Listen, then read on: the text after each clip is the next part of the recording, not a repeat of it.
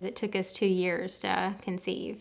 And that's something, you look at me and I look really young and you think, oh, she's really healthy and shouldn't have an issue. And we thought the same thing. And about week 4, I started getting really, really sick, and I knew something was different. So when we went to our first 10-week ultrasound, found out we were having twins. In your second trimester, you have some protein tests, and they do some blood work, just routine blood work. And at that, we had some elevated levels in that protein. And then we find out that she has this very, very rare defect. It was due to a abdominal wall problem defect that she has that's called an onfalocele. About 10 weeks of gestation, so baby's inside mom. The bowel goes out into the umbilical cord, does a 370-degree turn, and comes back in.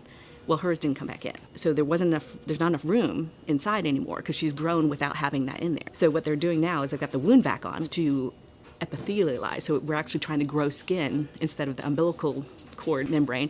We're growing skin over top of this mass.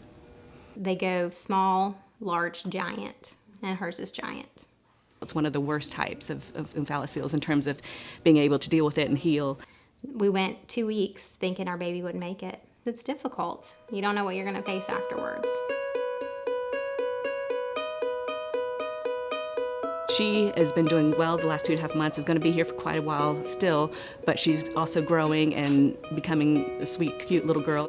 She came in 3 pounds, and now she's over 7, and they've watched her grow and they care about her. Long term, we're hoping she doesn't have a lot of side effects. We're hoping that she'll be able to have a family and have kids one day, especially because her ovaries were on the inside and not in the umbilical. So our next step, we're waiting on her skin to grow up over the umbilical a little bit more, and then it can kind of grow together. Then it would become a hernia.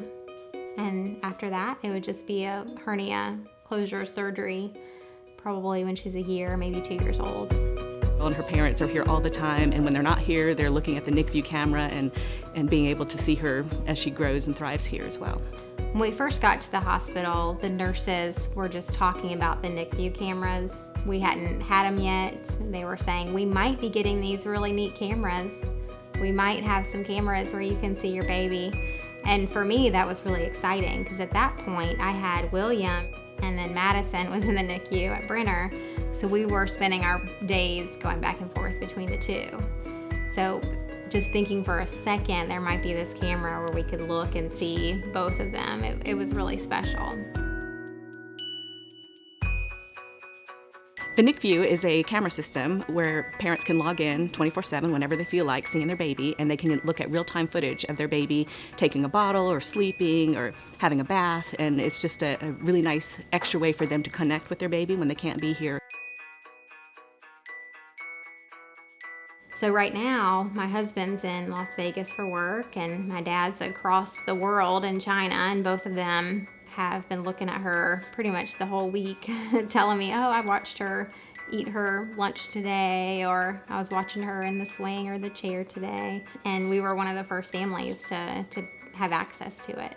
So that was really exciting. And the first day, we were just giving that username and password out to everybody, because people want to see her and they care about her and they want to check in and make sure she's doing okay. The camera means a lot as a mom, just having that peace of mind, knowing that she's being taken care of when you can't be there.